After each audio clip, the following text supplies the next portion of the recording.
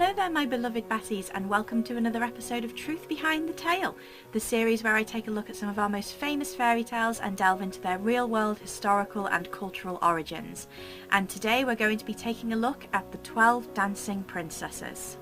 Side note, if you can hear a hedge cusser in the background, I apologise. My neighbour has picked today of all days to prune her tree. The tale of the 12 Dancing Princesses itself is likely to not predate the 17th century, but that didn't stop many variants of it springing up in different countries. It's perhaps most apt to start with Germany, the home of the Brothers Grimm, who popularised it in their own fairy tale collections. Variations of what would become known as the 12 Dancing Princesses were known throughout Germany, but the Brothers Grimm heard it from their friends the Haxthausens, who in turn had heard it in Munster. Each version shows slight differences, which commonly happened in oral traditions separated by regions. The Hesse version only features one princess rather than 12 sisters, and a young shoemaker follows her to see why she is wearing out her dancing shoes, only to discover 11 other princesses who join her in the revelry. In another German version, it's 3 princesses, and this story also introduces the soldier's ruse of pretending to drink a goblet of drugged wine, and then instead disposing of it and feigning sleep so that he can secretly follow the princesses. The other countries which claim variants of the tale include Russia, India, Armenia, Hungary, Iceland, Scotland, Turkey, Portugal, Denmark, Romania and Slovenia. Several of them show many of the same themes, however, such as shoes which are worn out from dancing, 3 or 12 girls or princesses, and nocturnal revelries. Those from Iceland notably feature elves, which are a key component of Icelandic folklore.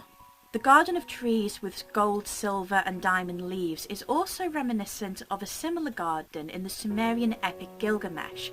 Written about 2100 BC, the text is often regarded as the earliest surviving work of great literature.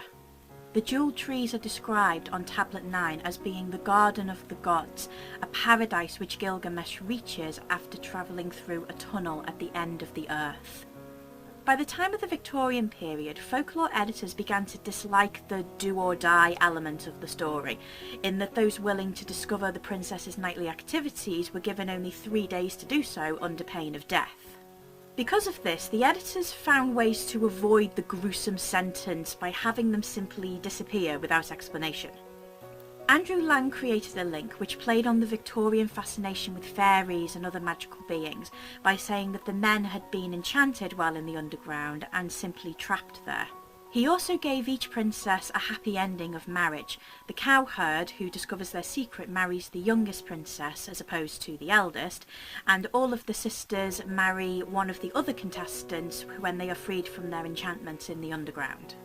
This type of censorship and moralisation of fairy tales in particular was very common during the Victorian period, as it was believed that stories given to children should be able to contribute to their moral and spiritual development.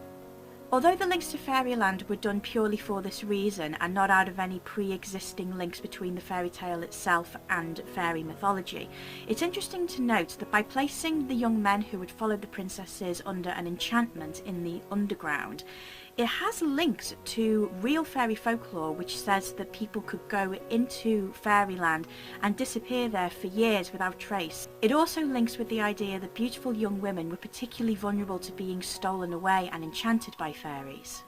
While perhaps not as famous as some of its fellow Grimm tales, the 12 Dancing Princesses continues to survive and has been adapted and retold many times.